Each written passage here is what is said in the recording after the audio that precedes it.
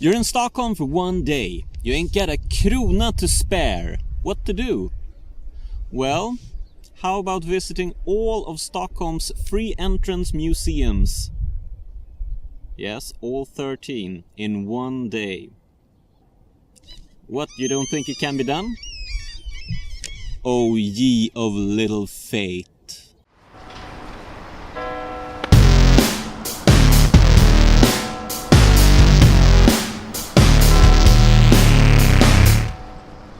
I got a mission today.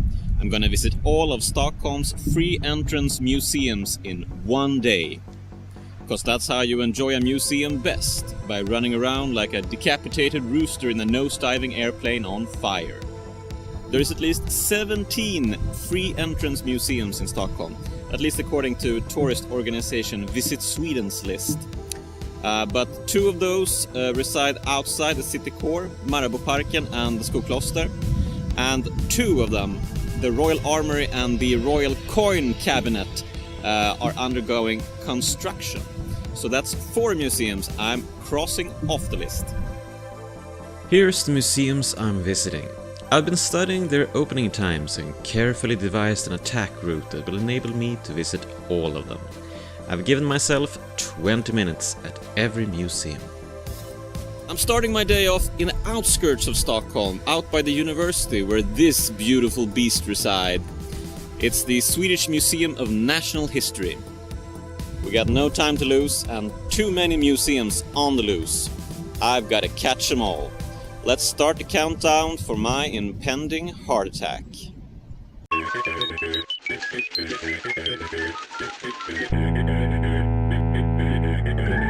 Welcome to Sweden's largest museum complex, rife with child-friendly activities.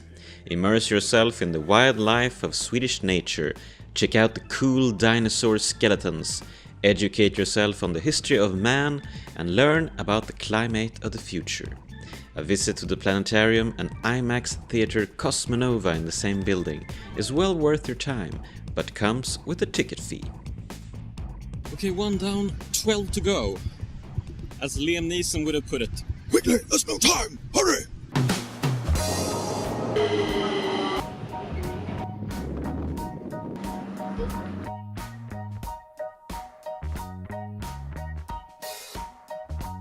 Ship ahoy!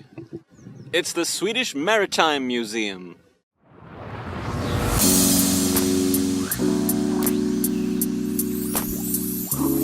Boat junkies, it's time to get your groove on.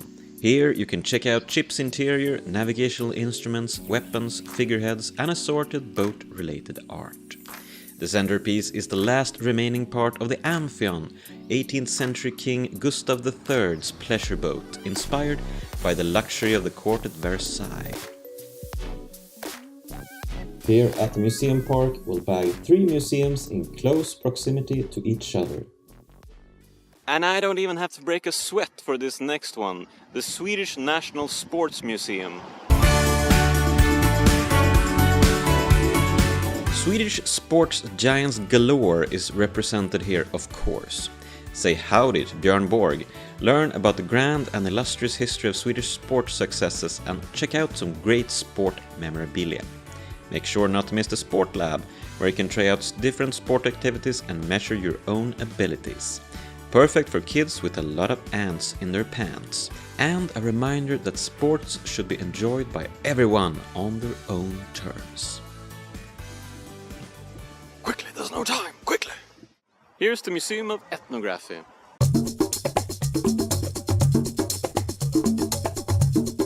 Interested in the art and antics of cultures far and away? You've come to the right place. A wide mix of exhibits are paraded here, obtained from Swedish expeditions of old. The open storage brings the visitor into the very crypt of the museum household, and it's a delight to wander the dark corridors, getting lost in a weird mix of Asian dolls, leopard masks and monkey traps from a wide variety of indigenous cultures. The restaurant here is pretty decent and serves up a slew of Asian-inspired dishes. Time for a short breather. Followed up by a panic attack and a bus ride to Djurgårdsbron. Close by, our next destination awaits. the Swedish History Museum.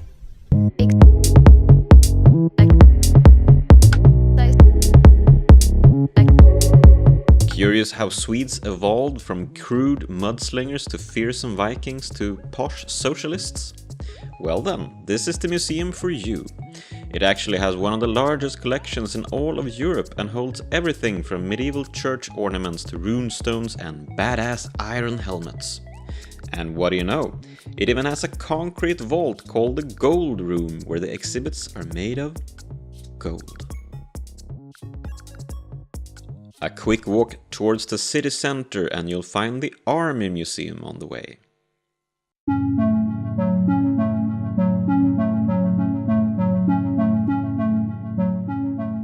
War never changes, some people say. Those people don't work at the Army Museum, a military museum that aimed to show us how warfare has changed throughout the ages. Learn about the living conditions for the soldiers, relive famous Swedish battles, and examine guns, uniforms, and the spoils of war that was brought home. The museum also pays tribute to Swedish diplomat Raoul Wallenberg, who helped save countless people from the Nazis. Keep moving your feet towards Kungsträdgården and you'll find the Hallwyl Museum fairly incognito just before you hit the park.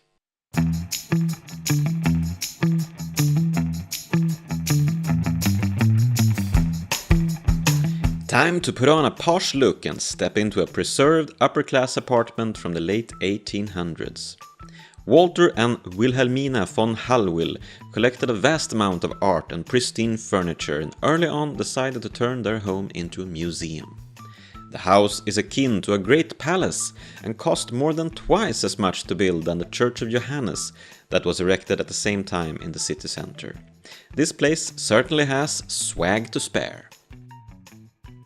Move past Kungsträdgården and you'll find yourself face to face with some pretty important buildings. The Parliament House, the Royal Palace, the Opera, and tucked away in a corner, the Museum of Mediterranean and Near Eastern Antiquities.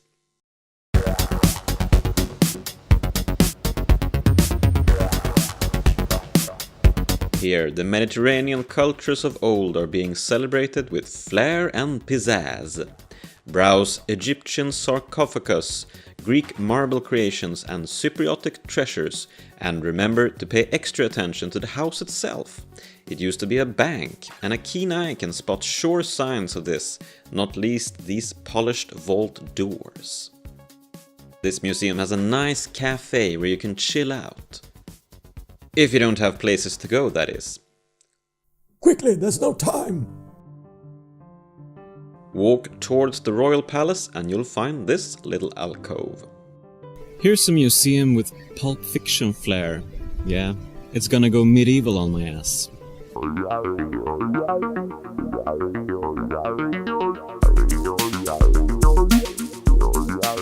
This should actually have been a parking garage. But when construction workers started digging here in the late 70s, they struck archaeological gold, which nowadays can be viewed at the same spot.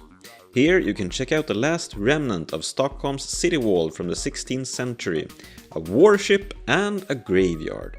You'll also get the opportunity to wander through a recreation of medieval Stockholm. Relax. Time is an illusion. But if time is an illusion, that also means that time doesn't exist and that there is no time. Quickly, there's no time! And now let's adjust our bearings to the little island of Skeppsholmen.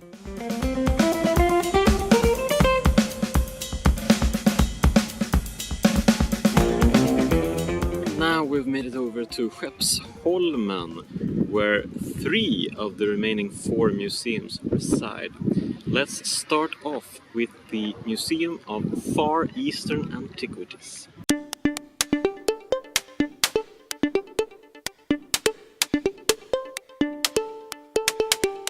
Once used as the Swedish Navy's arsenal, this building is today home to a collection of archaeological finds, art and cultural trinkets from Japan, China, Korea and India. Immerse yourself in the everyday life of a samurai, admire the crafting skills of pottery makers of old, and gawk at the lovely shapes and colors. Let's see. Blood pressure 250 by 120. Hey, that's pretty good considering. And here we are at the Modern Museum.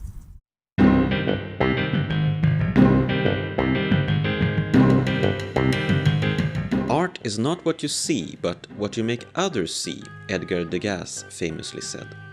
Visit the Modern Museum and you'll see some really funky things, no matter what people is telling you what you're seeing. Works by Picasso, Duchamp, Dalí and Matisse are some of the highbrow exhibits. Just remember to bring an open mind and a carefree attitude. Situated in the same building as the Modern Museum is Arctas. Described as Sweden's national center for architecture and design, Arctas is also a museum that exhibits miniature models of great Swedish buildings, design plans and urban planning ideas. This here is one of Sweden's most famous buildings, the City Library, where books are lined up in a cylinder-shaped dome.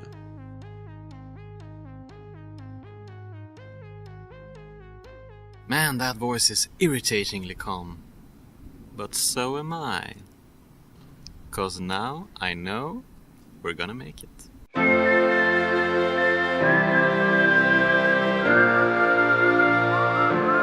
There it is. The final museum of today. The Pièce de Résistance. The National Museum of Sweden. Let's go get it.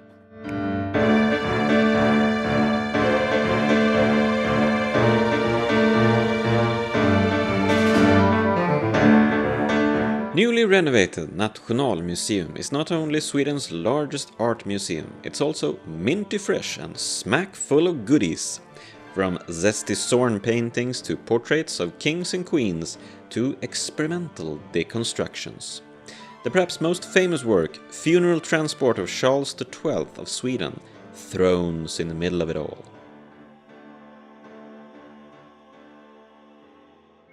So that's it. Yeah, I did it. All 13 museums. Catched, bagged, and put to rest. It feels great. I feel totally fallu, which is an old östgötskt word for being totally pummeled, totally beaten. Worn out to the brink of, I don't know, annihilation. Yeah, I'm pretty beat. But it's been a fantastic day. It's been great fun this, and well, you guys of course only got a quick taste of all these museums, but they're all pretty good actually. My own personal favorites would perhaps be the Museum of National History, Nationalmuseum, and the Museum of Far Eastern Antiquities, which I think doesn't quite get the visitor numbers that it should get. It's pretty dope stuff over there. So I guess there's nothing left for me to say than hit that like button and hit that subscribe button. Give it a real good pummeling. Quickly! There's no time!